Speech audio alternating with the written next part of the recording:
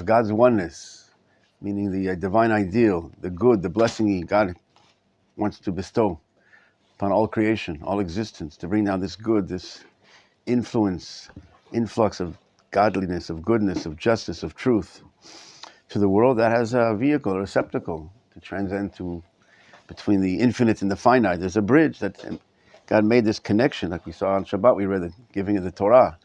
Vayer Hashem Har Sinai. God comes down to Sinai. God created a vehicle that enables this lowering into our world to connect this world to something much greater. And we saw the receptacle of that oneness is the nation of Israel and the land of Israel. We saw the sources, what the Rabbi said. We saw how the exile, being in exile, that's called the graveyard, right? Yechezkel 37, the Jews outside the land and living people running around, individuals though, the branches cut off from the tree of life, this fullness of a living nation that you're supposed to be, right? The Ten Commandments, before the Ten Commandments, it says, you'll be unto me a kingdom of priests and a holy nation, a nation that expresses God's oneness, God's good, this ideal in life as a living reality, entity, not some philosophical of individuals, some idea of goodness, of morality, but a living experience, so to speak, existential reality of a nation that is run by, driven by, of goodness, of ideals of divine good in this world. And that's only the land of Israel. Outside the land, we saw it's like a graveyard. The nation is not alive. So in other words, outside the land of Israel, the nation cannot reveal its unique inner content, its life force. And what is that inner content? That's what we said, the name of God, the divine ideal. That's why Yechezkel 36 called it, right? Outside the land of Israel, you're desecrating my name, right? The name is God's ideal for creation, this name of God. Not him, he's not desecrated.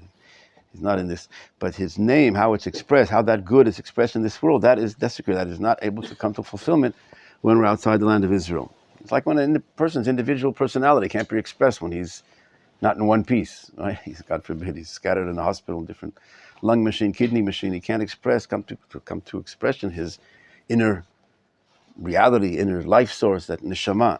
So too the nation. The question, if we saw that, you could call it, so to speak, the spiritual vehicle, conduit for God's name in the world. But where does that, we want to show where's that expressed in halakha, in the Jewish law, when it comes down to practice? What defines the nation? Who are the Jewish people? All the Jews in the world, all the Jews in Israel, all the Jews in Yerushalayim. What defines the Jewish nation? If we saw the first source in Horayot, that when you have to know when the nation did this accidental sin, if you remember, that was in the previous sheet. We saw the Gemara that in the case of the erroneous ruling of the court, the Par Elem Davar, the sacrifice, when the nation errs, right, the majority of the Jewish people. And then the Gemara says in Horayot, the Talmud Bavli, page 3a, what defines the Jewish nation, the Kahal? The Gemara bring down the verse from Shlomo, they made the celebration of the Beit HaMikdash when they built it from the northern border to the southern border. The Gemara says, who needs the border? Say the Jewish people attended this celebration. No, those are the borders that define the Jewish nation. So the Gemara said, these are the called the Kahal. Within those borders, that's the Kahal, that's the nation of Israel. And that we saw in the halakha, which you see on your sheet on the right, that we saw last week, that when the majority of the Jewish people in the land of Israel act on authority, then it's called the nation of Israel, and not when you're outside of it. No regard is paid to those who dwell outside the land. Not that they're not good Jews, they can be religious Jews, holy Jews, but the nation, we need to know for this law what defines the nation of Israel. And again, in the spiritual sense, remind ourselves that that nation is that collective vehicle that it receives and expresses what we call godliness, goodness, holiness in this world.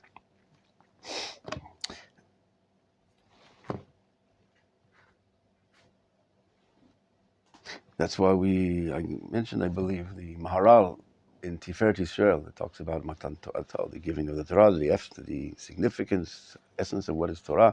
In chapter 17 and 21, he repeats why the Torah was not given to our forefathers, holy men, Avram, Yitzchak, and Yaakov. Give them the Torah, and they'll pass it on and continue to their children. He says, no, the Torah was given to the collective, to the nation, until we became those 600,000 that stood under Sinai, at Mount Sinai, right? And the Vayichan, right? Or the rabbis, Rashi brings down when they become like one man and one heart, right? That's the vehicle that when they're fighting and bickering, but all the millions of Jews, no, that's not the vehicle that can receive God's oneness, this unified content receives a unified source, a one body that can receive it. That's the Jews, as we'll see, in the land of Israel. And the Sinai says until they were unified, they cannot receive the Torah. Nevertheless, the Maharal goes on and says that's why the Torah was not received or given to the individuals, holy as they may be. The Torah, that's not the address. The address is this collective holiness, this collective life force. And then from then, all of us are individually branches of that, extensions of that, are obligated to the mitzvot, the Torah, because the virtue of the fact that we're part of that bigger tree, that collective life force. And that's what's eternal. The individuals aren't eternal. Individuals are mortal. But what is eternal is that collective life force, which is revealed throughout history in what we call Jewish people throughout history. That's why the Sfat Emet emphasizes when we say some people say before each commandment, put on tzitzit, talit, b'shem kol Yisrael, right? Doing this mitzvah, the Shem Yuchad Kudsha Brichu, right? If you know in the Sidurim, I'm doing this mitzvah in the name of all of Israel. So he emphasizes the Sfat Emet, the Ger Rebbe, how your commandment, your connection to this commandment, your obligation is by virtue of the fact that you're part of. You have to recognize it. I'm not doing it me and God. I have this individual connection. The non-Jews indeed has an individual connection, as the Maharal again in another book, Netzach Yisrael, chapter 11, elaborates on the connection to the individuals the non-Jews is to these individuals. If you're good, you get closer to God. If not, not. The Jewish people is this divinely created collective essence, this life force, which is not dependent, emphasizes, on our individual worthiness or lack of. It's this godly, divinely created essence that contains this a priori, this DNA, this spirit that is God's light, this name, this ideal for all of creation. Holy or not holy, that we can't get rid of. Individuals can be holy or not holy. But this life force, which is eternal, that is not dependent on us. Our obligation is to live up to it, to be aware of that, and to bring it to its fulfillment. That's where we come in. That's where our privilege and obligation, the use of our free will to do the mitzvot and to express and bring to full expression, manifestation, that inner light. But what is expressed when we do the mitzvot? Some individual good, local good, or literally this infinite light, energy, positivity of goodness, of elevating all of creation comes through us. We just open the faucet, like the Nefesh HaChaim mentioned you a few times, a very important classic volume of the student of the Vilna Gaon, of Chaim Volozhin. Nefesh HaChaim brings the deeper understanding of the efficacy, the effect, the universal cosmic effect of Torah and mitzvot. He delineates there the three levels of our action, speech, and thought, nefesh, ruach, and neshama. Again, it's a deeper book, but you get the main picture there, is that what you do is just enables the exposure, the expression of something much greater. It's not dependent on your understanding and your level, the little you make of it. In other words, a tiny detail, but that expression, we mentioned my metaphor, the child that pushes the button in the Pentagon, whatever. That little button is connected to levels and levels of created influences, waves and waves of upperworldly expressions that come down to this world, and you open up the faucet, so to speak, in a gross metaphor, and enable that divine light to come to the world. Nevertheless, the Torah was given to this collective. The Maharal, in another book he has on it's like a commentary on Rashi, you can call it Gur Aryeh on the Torah. And in chapter 12 in Breshit, he also says, Ein HaKadosh Baruch Hu miyached shmo al ha'prati. God does not dwell his name on the individual. Because godliness is divine, is eternal, and it requires an eternal, again, conduit, receptacle. And no human, no individual is eternal. But rather, this neshama of Am Yisrael, this collective life force, is eternal. And that's the vehicle that expresses, like it receives the Torah and expresses and reveals the Torah. So the question is, where is that spiritual conduit revealed in the world, in reality? So that's where the halakha comes in. It teaches us there's, practical ramifications of that reality of the Jewish nation in the land of Israel. So that we saw, again, the previous up till now. Now what we didn't see, and you probably still can't see it on the sheet, it's so small, on the upper left corner, the Rambam, Maimonides' commentary on the Mishnah in Tractate Bechorot. It says, Ukvar bi'arnu, We already explained in the beginning of the Tractate of Sanhedrin, She'eno nikra beitin b'shem muchlat el samuch be'eretz Yisrael. The true name of a smicha, of an ordained rabbi, the smicha of to be on the high court, the Sanhedrin, requires this ordination. We'll talk about that separately. I have a whole topic of this ordination.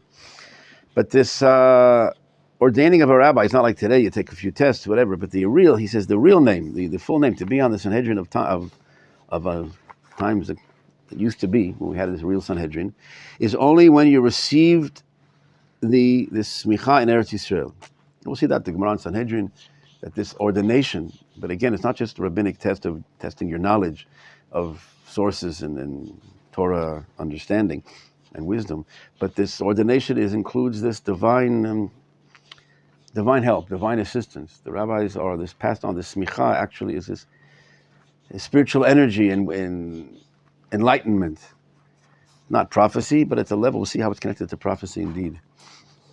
But that again is coming up in the upcoming classes. B'ezrat Hashem. So anyway, the real smicha is only in Eretz Yisrael. Bein sheyesh samuch mipi samuch, either that you receive this ordination from someone that was ordained. Who was the first one to receive the ordination?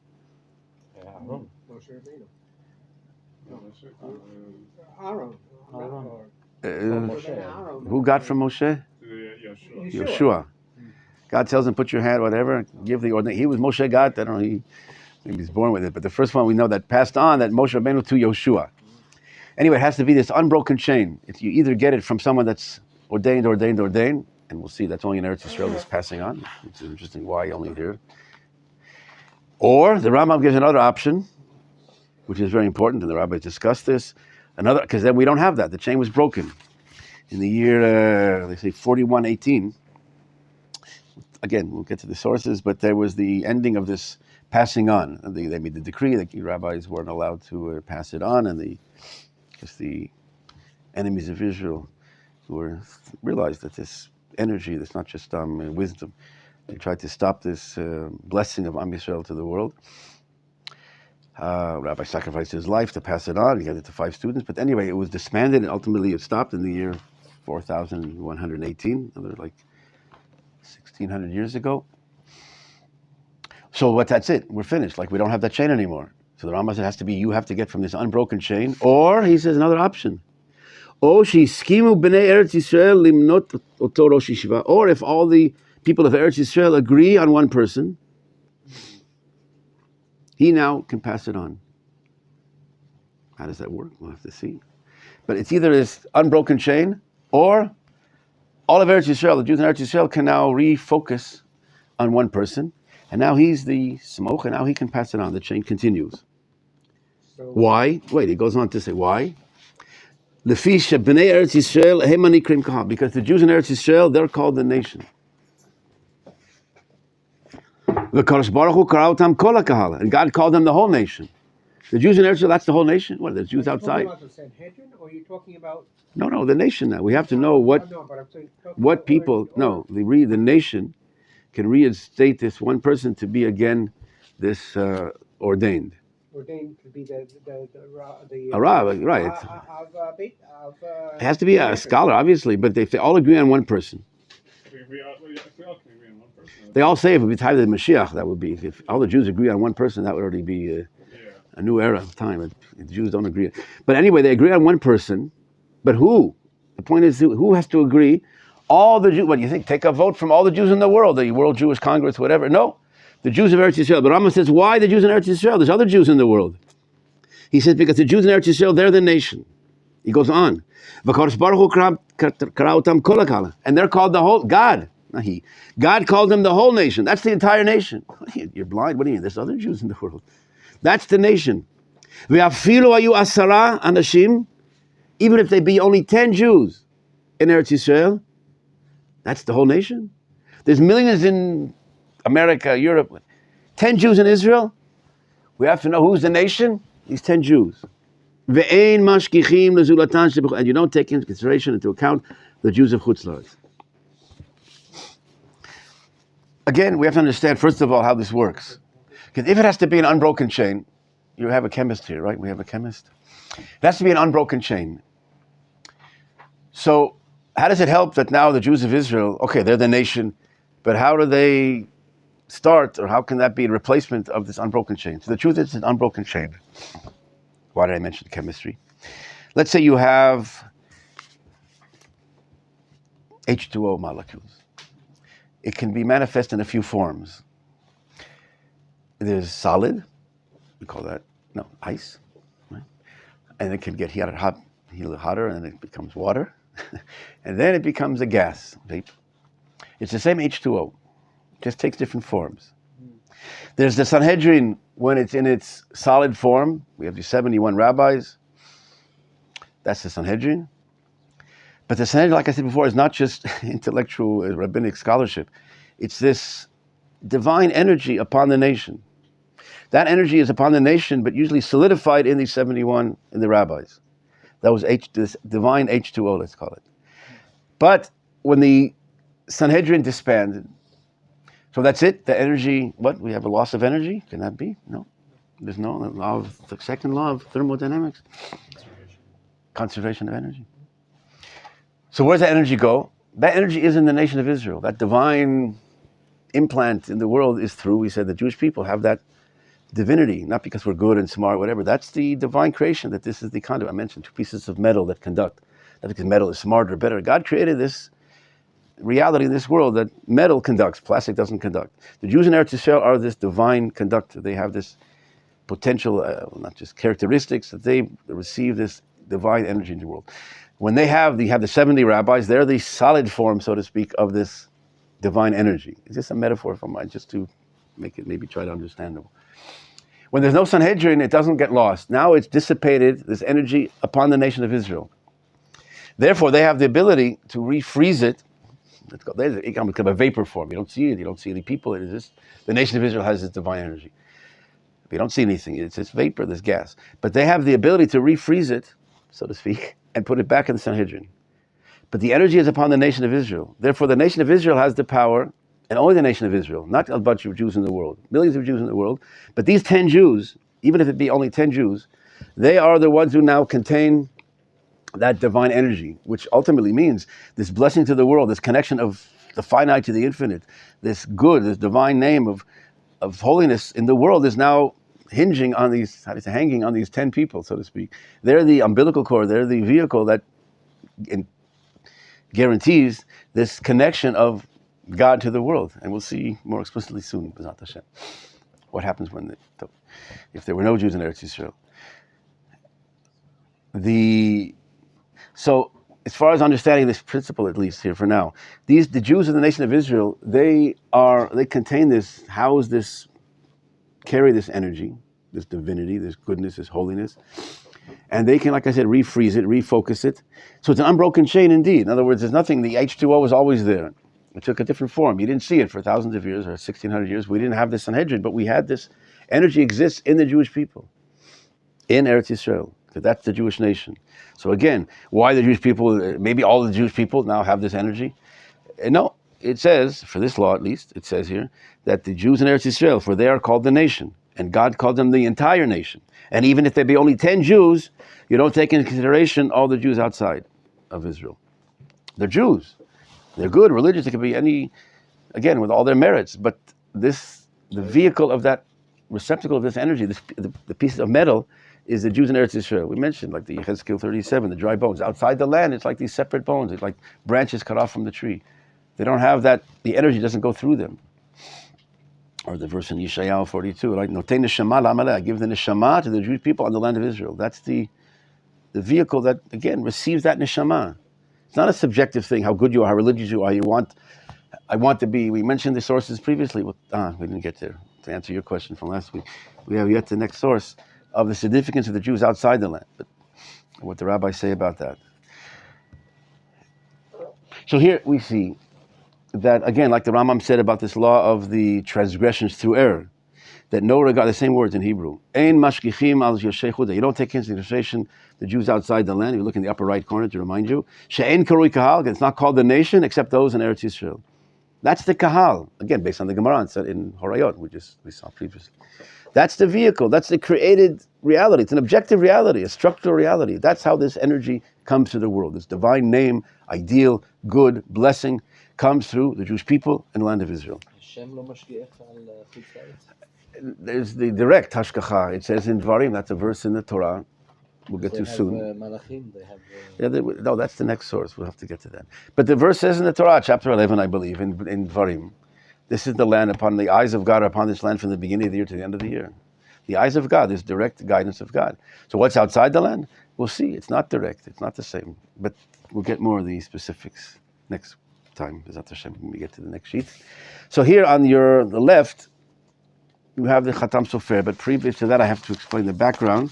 The Rambam has his books of commandment, right? He delineates the 613 commandments of the Torah. In commandment number 153, positive commandment 153, usually it's very short. He brings down the Torah source, what the Torah says about this commandment, what the obligation is, and it's usually a paragraph or so. Here, there's a mitzvah of determining the new moon. It goes on, in English at least, goes on a few pages. What's the elaboration here? So again, mitzvah, positive commandment 153 of the Rambam, of his accounting. He talks here about the determining the new moon, right? This month shall be unto a beginning of the new month, of the month. You calculate when is Rosh Chodesh, when is the new moon, and also the leap years. I won't read again for our context here, it's not all the details, but he says here, this duty is never to be performed by anyone except the great court, the Sanhedrin, and must be performed in the land of Israel and nowhere else. Hence, as there is no great court today, the seeing of the new moon for the purpose of determining the beginning of a month has ceased among us today, because there's no great court. Like we said, the Sanhedrin, we don't have anymore, until all the Jews agree on one person, and according to the Rambam, to re-establish it. But we don't have today a Sanhedrin, just as the beginning of the bringing of offerings is also because there's no temple. On this point, the Rambam wants to elaborate all of a sudden. Doesn't just say the law, the details, where it's done, how it's done. Here he says there's people that don't understand this completely, even rabbis that failed to grasp this point and have begun to grope with them in thickest darkness. You must know that the calculations which you make today and by which we know the dates of the new moons, right? We open up your table and we know exactly when Rosh Chodesh is, when Pesach, when Chanukah. We know all the holidays. By which we do that today, the calculations themselves are not permitted to be made anywhere except in the land of Israel. But at a time of emergency and the absence of the sages from the land of Israel, if there's no one here, it was permissible for a court that had received ordination in the land of Israel. Like we said before, we just saw the Rambam, the receiving ordination is only in Eretz Israel. So we have these rabbis that still had the ordination. The chain wasn't broken. We said it's never really broken, but in the form of a real one-on-one and a passing from rabbi to student, it had to be that this passing on. But if the absence of the sage from the land of Israel, then it was permissible for a court that had received ordination in the land of Israel to intercalate months and to determine the new moons outside the land of Israel, as the Talmud records that Rabbi Kiva did. We'll see that. Rabbi Kiva, indeed, there was no one that could do it. There were all the decrees. They wouldn't let the rabbis function to do these things. So Rabbi Kiva calculated and did the months, the calculation and the sanctification of the holidays at the time outside of Israel. But this procedure, right, outside the land of Israel is very unique, is fraught with great difficulties, and is well known that generally there were sages in the land of Israel, and it was they who determined new moons and intercalated the months by the accepted method, etc. And he goes on, the Rambam, a great and fundamental principle of our faith, which cannot be known or understood properly except by profound reflection. What's coming up is this deep understanding, is that when we today, outside land of Israel, reckon by the table of leap years, we have it all written down, when there's a leap year, today this year, right, we have an extra Adar, that's in our hands, and determine that one day is a new moon, is Rosh Chodesh, another day is a festival. We don't do so on the basis of our own reckoning, but because the great court in the land of Israel appointed that day to be the first of the month. So there's different explanations here with the Rambam. He says how Hillel, he saw that we're going into exile, there'd be no more of the Sanhedrin. He preordained, he pre-calculated all the future till the day of the Mashiach, all the leap years, and made this. Now we have the basis, and you can look it up in the Shulchan Aruch, has a whole section that interesting. It's not so simple, the calculations and the amazing system that works for thousands of years. that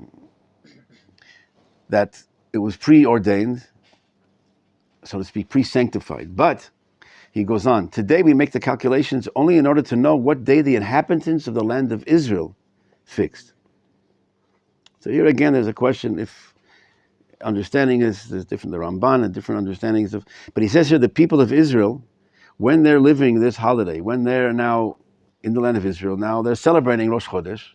They don't sanctify it. They're not rabbis. They don't. But Hillel already pre-sanctified it. But we're now in Eretz Yisrael. They're now living up to. They look at the calendar. Now the Jews in Eretz Yisrael are now celebrating Rosh Chodesh, celebrating Pesach. That's what our calculations outside the land of Israel are, just to know. We make our calculations only to know what the day the inhabitants of the land of Israel fixed, and that they determine, establish the calendar in our own time. It is on their decision that we rely, not on our own calculations, which are nothing more than the ascertainment of something already determined. You should thoroughly understand this. Again, there's a lot to understand here, a lot of... That's why we have 2 days. No. But that, again, this is all, let's say, so to speak, the introduction for what I want you to read and pay attention to now. Again, there's different understandings of the Rambam here. How was it calculated? What's today? What do we have today? But we all agree that we don't have it today. We don't sanctify but the people in Israel, what's the function that they do? And that we'll see now. What's the importance of the Jews in Eretz Yisrael? And now he adds one more point here. I will explain this matter further to you. Suppose we were to assume, now listen, make your logical conclusions for what the Rambam is saying. Suppose we were to assume, for example, that the inhabitants of the land of Israel disappeared. No Jews in Eretz Yisrael. A theoretical situation, the Rambam says. Suppose we were to assume, hypothetically, that there's no Jews in Eretz Yisrael, and now how do you say sugraim, parentheses, which God forbid cannot be, since God has promised that he will not altogether wipe out and uproot the nation, the remnant of the nation of Israel, close parentheses, and that there's no court, no Jews in Eretz Yisrael, and no court that receives the ordination.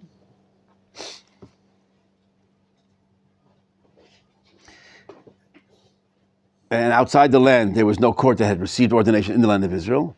In that case, our calculations would be of no use to us whatsoever, because we are not to make the calculations outside the land and to intercalate fixed and new moons, except under the conditions mentioned as we explained. For it is written, we said this morning in prayers, Ki mitzion tetzeh Torah, Dvar Hashem Yishon. The word of God goes out of Zion, and the law from Yerushalayim. Now, what can you conclude from that? Parenthetical remark, that if there would be no Jews in Eretz Yisrael, and the Rambam stops, God forbid that can never be, he says, for God promised us he would never totally wipe out the Jewish people. What's the question? What's the logical conclusion? What is the Rambam? What's induction, whatever can be understood from that sentence? God promised us he would never totally destroy the Jewish people. That's why there always will be Jews in Eretz Yisrael. There's another option for keeping the Jews alive, no? There's millions of Jews, let's say all the Jews in Israel. Now millions of Jews outside of Israel. God forbid there's no Jews in Eretz Yisrael. Okay, but that's not the end of the Jewish people. There's still millions of Jews, and hopefully they'll come back to Israel. Certainly they'll come back to redemption and gathering exiles. But what does it mean? The Rambam said, if God forbid, there can never be that there's no Jews here, because God promised that they've never totally destroyed the nation. That's not totally destroyed. There's Jews in America keeping us alive. The nation is still, the remnants of the nation are still existing. But the Rambam says here that if there's no Jews here, that means that's called the destruction of the Jewish people. Why? Yeah. We already saw that Rambam holds up that Jews in Eretz Yisrael, or Chutz La'aretz, don't count towards like anointing somebody for Rosh Mashiach or Rosh Aved Din, whatever. Right. So here he holds the Jewish nation is the only nation in Eretz Yisrael. Right. He said that explicitly. He said, why do you have to, not only the topic of the rabbi, the ordination, because these are the Jews in Eretz Yisrael, they're called the nation, and God called them the whole nation. So in other words, outside, so there was regarding to the court, and you might think it needs something rabbinic, Eretz Yisrael. Even if you 10 Jews in Israel, that's the whole nation. That might be regarding specifically, but there's Jews outside the land. But as you say, or as he said before, it's throughout all the sources he mentioned, but here he defines the nation as the Jews in Eretz Yisrael. If there's no Jews here, that's not the nation. As he said, you don't take into account the Jews outside the land. They're Jews, they're individuals, but that's not the nation. But here it's so strong, he said that's the destruction of the nation. What do you mean there's a future for the Jewish people? They'll come back, the Jews in America. They'll come back. As you see, we're coming back. So what do you mean? He calls that the destruction of the nation. So just to see that this is not some hypothetical thing, you have, again, it's probably maybe hard to read. On the left, you have the words of the famous giant halachic source, the Khatam Sofer, of Moshe Sofer. When did he live? He lived, I actually wrote down the dates, 1760, in the Common Era, 1762 to 1839. Was one of the, has responsa and Navale on the Gemara, a giant of halacha, known, Khatam Sofer. You'll hear about him a lot. In Pressburg, she was in Pressburg. This is from his response to literature in Yoredea, response number 234. He was asked, I think, about charity, orders of precedence of charity to your neighbors, to the Jews in Israel, to Yerushalayim, about what's the significance of the holiness of Eretz Yisrael today. Is there any, how do you say, adifut, any preference in Eretz Yisrael? There's no temple, seemingly there's no difference today. In the future, it'll be the center, but maybe today there's no great significance. So he says, I'll just read it to you since it's not so easy to read, maybe the Rashi script. We see from our words about here, this is a long, lengthy tshuva, just part of it, that the holiness of Eretz Yisrael and Yerushalayim are kedushat olamim, their eternal holiness. Mimot olam ad sof kol yemot olam, from the beginning of time to the end of time. Lo nishtaneh velo yishtaneh, hasn't changed and will not change. But rather, only that the holiness of Yerushalayim is more chamor, is more important and a deeper, a higher level than the holiness of the rest of Eretz Yisrael. And even the Rambam says that the holiness, agrees that the holiness of Eretz Yisrael, Bizman Hazeh, at these days, in our days, and that's why he wrote in his book of the mitzvot, number 153, that we just sort of read a little bit of, and he brings it, and he says how, if God forbid, the Jews will be lost, or absent from the land of Israel, but God promises that there will be, that it will guaranteed in the Torah that He will never wipe out the Jewish people completely.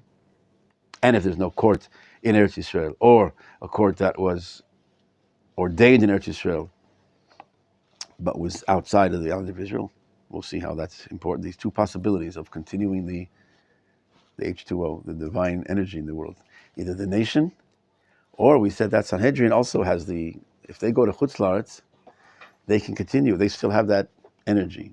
We mentioned, we'll see in prophecy the same thing, that a prophet that receives prophecy here can continue outside. We mentioned it's like an extension cord. There's no initiation of prophecy outside the land. The direct connection to God is here, but once you receive it here, there's this extension even outside. And we'll see that regarding prophecy, but here also, the Sanhedrin that receives the ordination in Eretz Yisrael can't pass it on. It dies with them. If they remain in Chutz La'aretz, they can't pass it on to their students. We'll see the Gemara in Sanhedrin, I think page 13, 14, that both the giver and the receiver have to be in Eretz Yisrael. Because it might be, the rabbis say, what if the rabbi, the ordaining rabbi is in Eretz Yisrael and the receiver is in Chutz La'aretz, or vice versa? No, it has to be both here. Because that's this two pieces of metal, that's the redeeming. But once it's received, it can go out. So too, the court outside of Eretz Yisrael can still function with this divine assistance that the rabbis of the Sanhedrin has. But if there's no one here, neither the Jews nor these rabbis that are now at least holding the last semblance of this divine connection, if that is absent, that can never be, because that would be the end. Look what the Khatam Sofer adds here to the words of the Rambam. So quotes the Rambam, meanwhile, that can never be, because God promises He's not told to destroy the Jewish people. And if then nothing, our accounting of knowing, we know how to make the accounting. We have all the the astronomical calculations. I told you the books, you can see, amazing.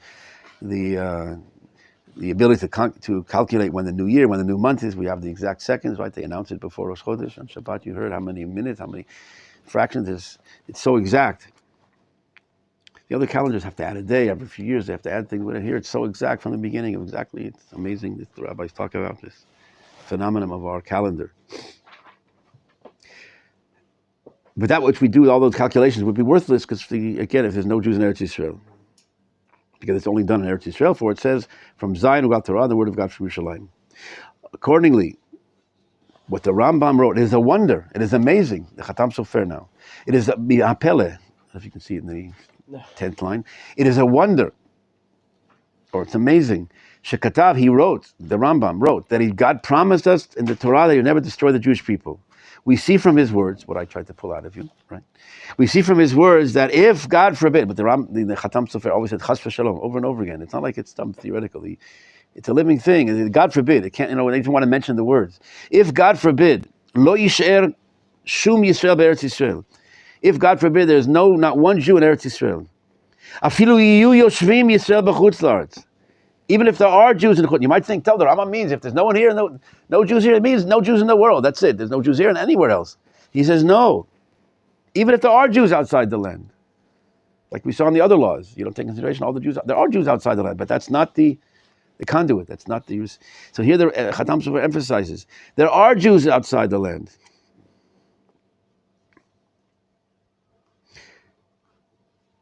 Afilu Yushim Yisrael b'chutz la'aretz. Mikre, that's called Kilion ha'umah chas v'shalom. That's called the destruction of the nation, God forbid. Because now we have no smuchim. We have the other option of the rabbis continuing in the chain of the H2O, they said, the solidic form of the Tanakh. We don't have. And therefore we cannot determine the months and the leap years. According to the Rambam holds, that which the Rishonim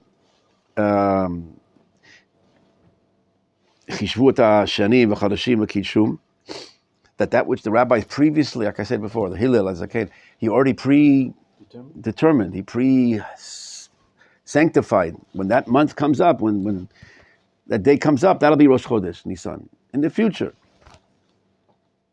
That which they did pre-sanctifying it, lo yu'il ela, that will not be suffice, it will not be won't help anything, unless nisharu be'eretz Yisrael afilu kormim v'yogvim. At least if there's farmers and peasants, simple people in Eretz Yisrael, that when that day, I'll read on, someone to receive it. Like I said, it's potential energy that the previous sanctified. This like in place. There's sanctity in place. There's also sanctity in time.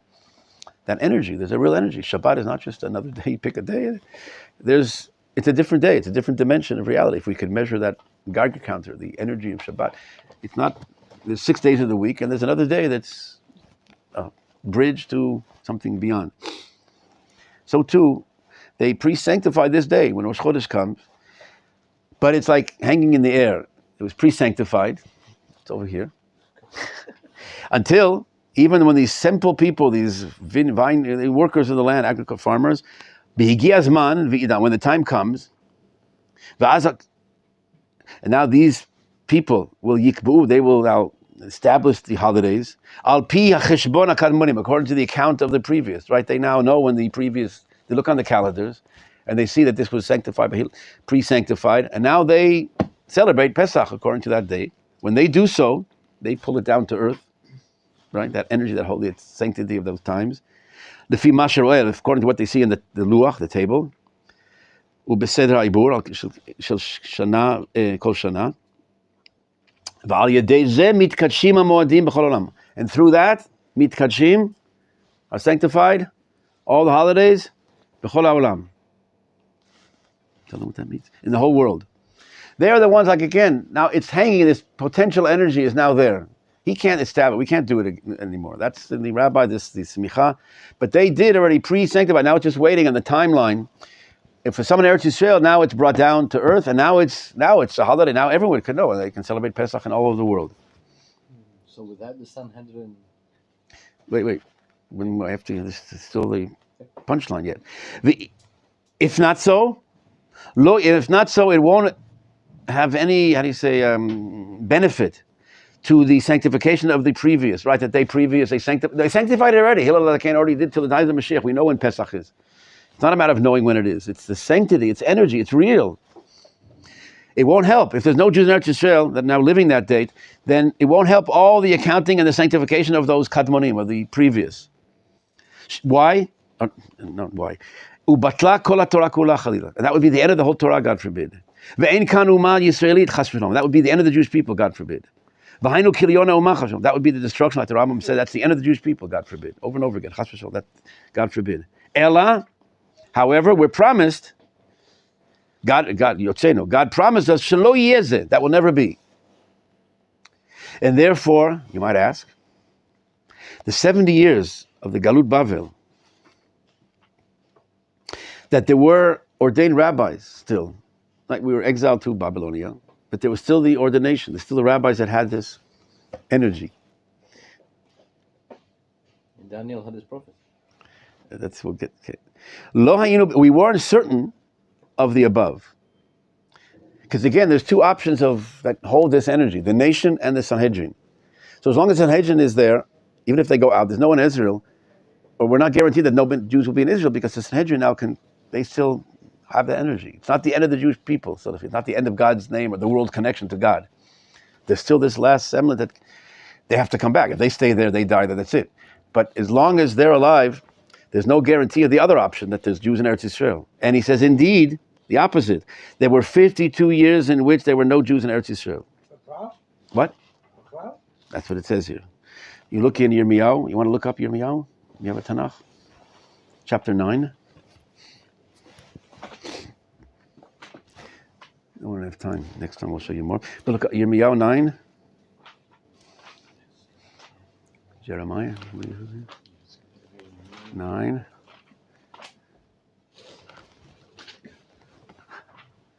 Verse 9. 9. Meanwhile, you want to read it out loud? In English will suffice. For the mountains will I take up a weeping and wailing, and for the pastures of the wilderness a lamentation, because they are burned up, so that none can pass through them. Neither can men hear the sound of the cattle. Both the birds of the heavens and the beasts are fled. They are empty. gone. The land was empty from man and beast. Also, 2 verses later, 11. Who is the wise man that may understand this? And who is he to whom the mouth of the Lord has spoken, that he may declare it? That's 11. Why does the land perish, and is burned up like a wilderness that none passes through? None passes through. The rabbis, at the end, maybe next time I'll read you the sources more in the Gemara, how behemah, the extra word that there's no animal. What's animal? Behemah is Gematria 52. There were 52 years, I'll go on with them if to finish up the Khatam Sofer. Indeed, there were 52 years that there was no life, no Jewish person in Eretz Yisrael. However, not so our days. Our kalkala, our destruction is our promise. The fact that now we don't have a Sanhedrin is what guarantees what? That there'll always be Jews in the land of Israel. It's a bad thing that we are bad, the kalkala, the negative, there's no Sanhedrin, but now there's the only other one option to keep the nation alive. That means there have to be Jews in Eretz Yisrael. There's only 2 options to keep this, to continue this umbilical cord of the world to Hashem, to the source, to the ideal, to life. It's either Sanhedrin that left Eretz Yisrael, there's no Jews here, or if that doesn't exist, there's only one, the other Jews in Eretz Yisrael.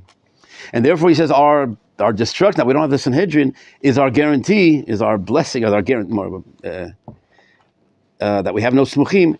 Therefore we are certain, sheyeshvu ba Yisrael al kol panim. There always will be Jews in Eretz Yisrael. And that's the intention of the Rambam. And that doesn't depend on the fulfillment of the mitzvot. You might think it depends on holy Jews in Eretz Yisrael, etc. It doesn't depend on the mitzvot, but the land is holy in and of itself, and Yerushalayim especially, even more, this unique holiness that is Kedusha. So we'll continue a few more to explain this, but go to Mincha and pray to Hashem to bring the final Gula. Keep the sheets or pass them back. We'll give them back next week. Yeah.